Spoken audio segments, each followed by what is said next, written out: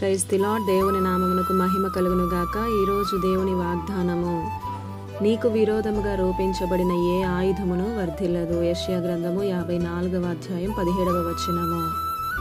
ఈ ఉదయకాల సమయంలో ఘనుడైన దేవుడే మనందరితో మాట్లాడుతున్నాడు. నీకు విరోధముగా రూపించబడిన ఏ ఆయుధము వర్ధిల్లదు అని.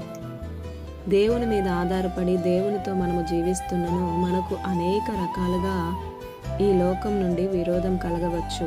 ఒక్కోసారి మనం మంచికి వెళ్తే చెడుగా ఎదురొచ్చేవారు కొందరు, మన ప్రమేయమే లేకుండా మన పైకి లేచేవారు మరికొందరు.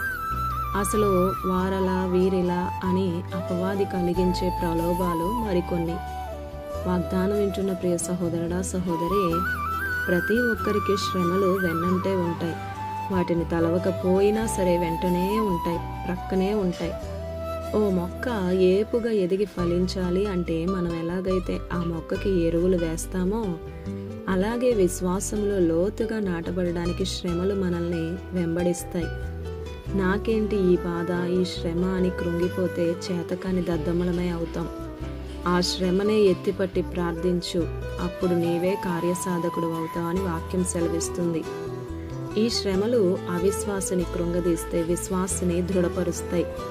మామూలుగానే శోధింపబడుతూ వినే సందేశము కన్నా శ్రమలో ఉండి దేవుని మాటను వింటావు చూడు, తప్పక అది జ్ఞాపకం ఉంటుంది. కనుక ఈ శ్రమలు నిన్ను హెచ్చరిస్తూనే ఆధ్యాత్మికంగా నిన్ను దేవునికి దగ్గర చేస్తాయి.